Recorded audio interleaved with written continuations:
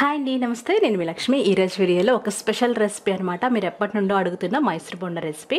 Perfect మెజర్మెంట్స్తో చాలా secret tips తోటి hotel కంటే టేస్టీగా, రౌండ్గా, లోపల గుల్లగా, పిండిగా లేకుండా ఎలా వస్తాయో ఈ వీడియోలో చేసి చూపిస్తున్నానండి. నేను చాలా ప్రాక్టీస్ చేసిన తర్వాత చెప్తున్న రెసిపీ అనమాట. మన రెసిపీ ఎక్కడ ఫెయిల్ అవుతుంది అనేది ఈ వీడియోలో తప్పకుండా చెప్తాను. వీడియోని స్కిప్ చేయకుండా చివరి వరకు చూడండి. అలాగే దీనికి మంచి కాంబినేషన్ టమాటా చట్నీ కూడా చూపిస్తున్నాను. ఈ టమాటా చట్నీ ఈ రెసిపీకే కాకుండా మరికొన్ని రెసిపీస్కి, అంటే మరికొన్ని బ్రేక్ఫాస్ట్కి చాలా బాగుంటుంది. ముందుగా మనం టమాటా చట్నీ రెడీ చేసేసుకుందాం. ఒక 2-3 టేబుల్ స్పూన్ల నూనె వేడి చేసి 5-6 పచ్చిమిరపకాయలు బాగా వేయించి తీసి పక్కన పెట్టుకోవాలి. తర్వాత గుప్పెడు వరకు పల్లీలు బాగా వేయించుకోవాలి. ఇవి లో ఫ్లేమ్లో వేయించి తీసి పక్కన పెట్టుకోండి. ఇప్పుడు అందులోనే మనం కట్ చేసుకున్న 5-6 పండిన టమాటాలు వేసుకొని 10 నిమిషాల వరకు వేయించుకోవాలి. ఇప్పుడు అందులో ఒక అంగుళం వరకు అల్లం, 3-4 వరకు వెల్లుల్లి రెబ్బలు వేసుకోవాలన్నమాట. కాస్త వేయించి అందులో 1 టీ స్పూన్ వరకు జీలకర్ర, అలాగే తగినంత ఉప్పు వేసి చల్లారబెట్టుకోవాలి.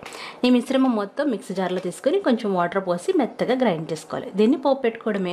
పోపులో ఆవాలు, జీలకర్ర, శనగపప్పు, మినపప్పు, అలాగే ఎండుమిరపకాయలు, కరివేపాకు ఇవన్నీ వేసి పోపు పెట్టుకుంటే ఎంతో రుచిగా ఉండే టమాటా చట్నీ రెడీ అయిపోతుంది. ఇది ఇడ్లీ, దోశ, బోండా, ఊతప్పం దేంట్లోకైనా చాలా బాగుంటుంది. అలాగే మైసూర్ బొండాలకైతే ఇంకా బాగుంటుంది.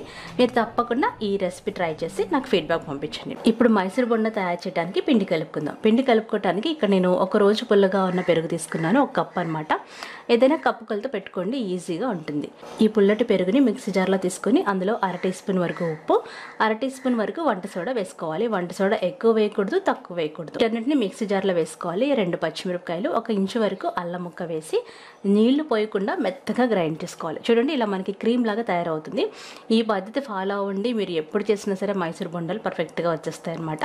ఇలా చక్కగా గ్రైండ్ చేసుకున్న మిశ్రమాన్ని లోతుగా ఉన్న గిన్నెలోకి వేసుకోవాలి. ఇప్పుడు మనం అందులో 2 టీ స్పూన్ల వరకు నూనె వేసి బాగా కలపాలన్నమాట. బబుల్స్ ఫామ్ అవుతాయి. ఆల్రెడీ గ్రైండ్ చేసినప్పుడే మనకి బబుల్స్ ఫామ్ అవుతాయి. ఇప్పుడు ఏ కప్పుతో అయితే పెరుగు తీసుకున్నామో అదే కప్పుతో గట్టిగా ఒత్తిపెట్టి మంచి క్వాలిటీ మైదా పిండి తీసుకోవాలి. అంటే 100 గ్రాములు అనమాట. వీటిని కూడా చక్కగా కలుపుకోవాలి. ఫస్ట్ స్పూన్తో కలిపేసి అందులో 1 టీ స్పూన్ వరకు జీలకర్ర వేసుకోవాలి. ఇప్పుడు చేత్తో ఇలా బీట్ చేస్తూ కలపాలి. ఇలా బాగా కలిపితే మనకి పిండి అనేది ఫ్లఫీగా తయారవుతుంది. మైసూర్ బొండ గుండ్రంగా రావడానికి హెల్ప్ చేస్తుంది అనమాట. ఇందులో ఎక్స్ట్రా వాటర్ నాకైతే పట్టలేదండి. ఒకవేళ ఎక్స్ట్రా వాటర్ పడితే జస్ట్ చిలకరించుకోండి అంతే. మాకైతే సరిపోయినాయి అనమాట. ఇప్పుడు చిన్నగా కట్ చేసుకున్న కరివేపాకు 2 రెబ్బలు, అలాగే కొంచెం కొత్తిమీర వేసి బాగా కలుపుకోవాలి. ఇక్కడ వీడియోలో గమనించండి, చేతిని ఇలా వెనక వైపు పెట్టి కలపండి. అప్పుడు మనకి పిండిలో ఎయిర్ గ్యాప్స్ బాగా ఫామ్ అవుతాయి అనమాట. ఇలా చక్కగా కలపాలి. మనకి పిండి లూజ్ అయిపోయింది చూడండి. మనం 5 నిమిషాల వరకు ఖచ్చితంగా కలిపితే పిండి లూజ్ అవుతుంది అనమాట. ఇక్కడ నాకైతే ఎక్స్ట్రా వాటర్ పట్టలేదండి. ఒకవేళ పడితే కొంచెం నార్మల్ రూమ్ టెంపరేచర్ వాటర్ చిలకరించుకోవచ్చు. ఇలా చక్కగా పిండిని కలిపేసి మూత పెట్టి ఖచ్చితంగా గంట వరకు రెస్ట్ ఇవ్వాలి. అప్పుడు మనకి పిండి బాగా పొంగుతుంది. చూడండి, మనకి పిండి బాగా పొంగి ఇలా బబుల్స్ ఫామ్ అవుతాయి అనమాట. 1 అవర్ తర్వాత, 1 అవర్ అయిన తర్వాత పిండి మనకి పొంగుంటుంది కదా. ఇప్పుడు పిండిని అస్సలు మిక్స్ చేయకూడదు. అలా మిక్స్ చేశారంటే పిండిలో ఫామ్ అయిన ఎయిర్ గ్యాప్స్ అన్నీ కలిసిపోయి మనకి మైసూర్ బొండాలు గుల్లగా రావన్నమాట. అందుకని మనం పిండిని మైసూర్ బొండ డ్రాప్ చేయడానికి ముందు అస్సలు కలపకుండా ఒక పక్క నుండి తీసుకుని డ్రాప్ చేస్తామంటే పిండిలో ఫామ్ అయిన ఎయిర్ గ్యాప్స్ అలాగే ఉండి లోపల గుల్లగా వస్తాయి, అలాగే రౌండ్గా వస్తాయి. ఒకవేళ మీరు నెక్స్ట్ డే వేయాలి అనుకుంటే 1 అవర్ ఉంచిన తర్వాత ఫ్రిడ్జ్లో పెట్టేసుకొని తర్వాత రూమ్ టెంపరేచర్కి వచ్చిన తర్వాత తీసి వేసుకోవచ్చు అనమాట. ఇక్కడ నేను నార్మల్గా అప్పటికప్పుడే వేస్తున్నాను కాబట్టి 1 అవర్ పెట్టాను. తర్వాత చేతిని ఈ విధంగా తడుపుకోవాలి. మీకు హోటల్లో లాగా పెద్దగా రావాలనుకుంటే చేతి నిండుగా పిండిని తీసుకోవాలి. ఒక సైడ్ నుండి పిండి ఇలా తీసుకోవాలన్నమాట. తీసుకొని ఈ చేతిని మనం జస్ట్ ఇలా రివర్స్లో పెడితే మనకి పిండి చక్కగా డ్రాప్ అయిపోతుంది.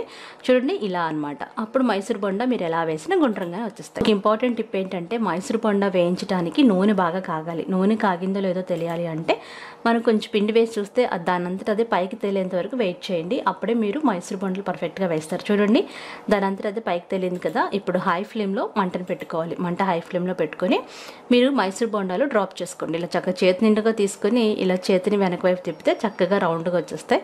మీరు ఎలా వేసినా రౌండ్గా వస్తాయి అనమాట. చాలా బాగుంటాయి. మీరు సర్ప్రైజ్ అయిపోతారు భలే వస్తున్నాయని. ఇలా చక్కగా వేసుకున్న తర్వాత మీడియం ఫ్లేమ్లో పెట్టుకోవాలి. మీ బాండీకి సరిపడినన్ని వేసుకోండి. ఇలా వెడల్పుగా లోతుగా ఉన్న బాండే తీసుకుంటే బాగుంటుంది. అలాగే నూనె మనకి బాగా కాగాలి, అప్పుడే అవి ఫ్లఫీగా పైకి లేస్తాయి, దాని అంతటా పైకి లేస్తాయి. మనం వేసినప్పుడు కొంచెం ఫ్లాట్గా అనిపించినా సరే కాసేపటికి చక్కగా రౌండ్గా అయిపోతాయి. ఒకవేళ ఎప్పుడైనా మీకు రౌండ్గా రావట్లేదు అనిపిస్తే కొంచెం వంట సోడా వేసుకోవచ్చు, కానీ ఈ వీడియోలో చెప్పిన కొలతలతో అయితే అసలు వంట సోడా కానీ ఎక్స్ట్రా ఏమీ వేయాల్సిన అవసరం ఉండదు. చూడండి, ఇలా అన్ని డ్రాప్ చేసిన తర్వాత మీడియం హై ఫ్లేమ్లో, అంటే హై ఫ్లేమ్ కంటే కొంచెం మంట తగ్గించి ఇలా కలుపుకుంటూ ఉండాలన్నమాట. అన్ని వైపులా ఇలా తిప్పుతూ ఉంటే చక్కగా ఈవెన్ కలర్ వస్తుంది. హోటల్లో అయితే వీటిని తీసి మరొకసారి అన్ని కలిపి వేయిస్తారు. మనం ఇంట్లో కాబట్టి అలా వేయించాల్సిన అవసరం లేదనమాట. మీకు పై లేయర్ క్రిస్పీగా కావాలంటే అలా కూడా వేయించుకోవచ్చు. మంచి గోల్డ్ కలర్ వచ్చిన తర్వాత చక్కగా తీసేయాలి. చూడండి, మీరు అబ్జర్వ్ చేస్తే ఆయిల్ అసలు పీల్చవన్నమాట. కాసేపటికి చూస్తే మీకు తెలుస్తుంది. ఇలా చక్కటి మైసూర్ బొండ రెడీ అవుతాయి. వీటిని ఒక ప్లేట్లో తీసుకొని సర్వ్ చేసుకోవడమే.